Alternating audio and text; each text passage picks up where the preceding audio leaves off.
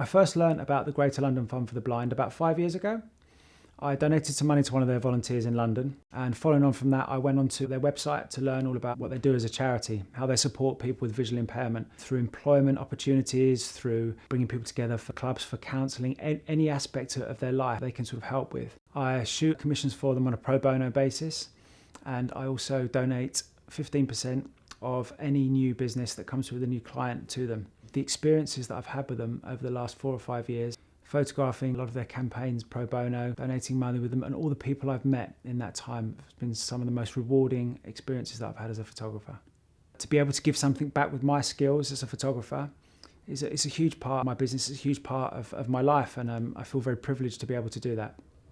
On one of the first shoots I had for the Greater London Fund for the Blind, it occurred to me that a lot of the shots that I was taking of the blind people, I'm creating something that they themselves will never be able to see. I think the moment of realisation was very tough for me. The experience for that person having their photograph taken and going through that and meeting them and speaking about them and their lives was very rewarding on both sides. And obviously they were very pleased that having the shots taken of them could help the Greater London Fund for the Blind, could help the charity raise more awareness for the incredible work they do, and hopefully, raise more money and funds for the charity to then help more people with visual impairment. The experience of photographing someone with visual impairment, it's very different, it's very unique. I found it very, very powerful. As a portrait photographer, I'm very used to a certain connection you have with your sitter, and that's, a lot of that is with your eye contact with that person. Majority of people I've shot with visual impairment, they're so comfortable in their own skin, there's less of a vanity, there's less of a concern of how they're looking in front of the camera or how they're looking in front when I'm filming them. And that in itself is very pure, it's very honest, and I love that as a portrait photographer. It kind of makes your heart sing when when you're in those situations. It's exactly why I love my job. And you get that buzz and that connection with someone that's just it's that moment, and you feel that energy, and bang, you're there. It's a wonderful thing.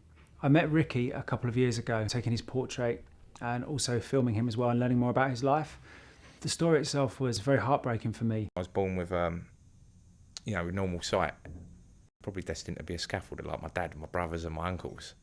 But I had an operation on my foot that went wrong, caused brain damage and caused the blindness. And this is incredibly difficult for someone of any age to deal with, but especially when you're a young child. And he was telling me the whole story of that led on to him being bullied as a child and lots of other things. It eventually led him to sort of experiment with drugs and be addicted there. And when I met Ricky, he was sort of just coming out of that very, very dark, huge period of his life. First I have an operation on my foot, which I end up blind over. All right, I'll get over that. Then I go to school and get abused. So I've got to live with that as well. Then when I get to 15, the epilepsy comes on. Now I've got to live with that as well. I think it just pushed me over. He had to deal with the fact that the blindness was caused by something that was totally avoidable, was down from negligence to someone else, how that affected him mentally. So that story itself was heartbreaking, but on the other side, it was wonderful to hear that Ricky had made that transition, and actually photographing and filming Ricky and talking to him about it was amazing, because he said how cathartic that whole interaction was. So even having the experience of me just going in and filming Ricky, that helped him to sort of be able to sort of talk about the drug addiction and be really open about that on camera, which for him was a first. And yeah, it was wonderful. Mandy is another person that I've photographed for the Greater London Fund for the Blind. She's one of the most inspiring people that I've met and photographed as well. She was born blind and she's brought up 3 boys on her own. She's still a single mum now, and she's brought so much energy and openness to not only the photography session I had with her, but also some film created off her as well. It's one of those things. I've never had my sight, so I don't know what I've lost.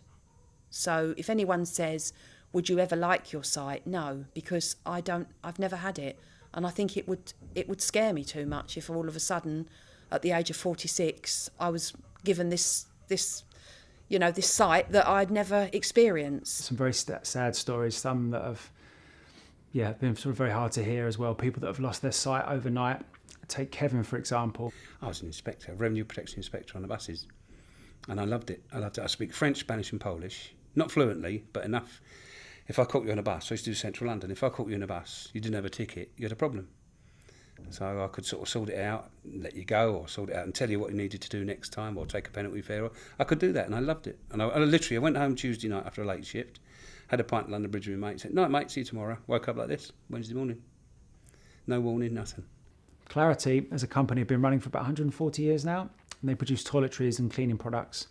What's incredible about them is that the majority of people work there, on the factory floor, in the offices. They've all got some degree of disability and visual impairment. They're a wonderful company. They give employment opportunities to so many people who, without it, just wouldn't have that chance to step back into society. They may well have lost their sight, or obviously their opportunities as a visually impaired person are within the marketplace are massively limited. So to have somewhere like this and to come in as an outsider and see this and see the difference it makes to someone's life, to have that regular place of work, somewhere to go to all the time, friends to meet up with, it's very, very powerful. And I love going back. I've been going back for years, and I love going back to see them all and to see how people are doing, and to meet more new people that come into the company. Well, I'd heard about Clarity through a friend who works here, and I'd heard what they do, that they make and manufacture cleaning and toiletry products. But what I liked about it was the fact that they're a supported organisation supporting people, well, blind and disabled people, back into mainstream employment.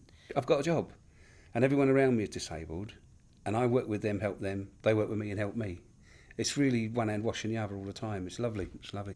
Like I say, it was Clarity. It was people that wanted to know me, and I started to come out and tell people what I was and what I was doing and what I shouldn't have been doing, and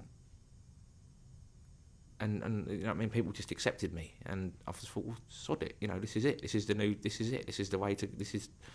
the new way forward, and I've never looked back since. Working with the visually impaired and supporting these charities, it continues to be, and going forward will be a huge part of my life and my business, and it's a real privilege for me year on year to be able to give as much back as I can as a photographer.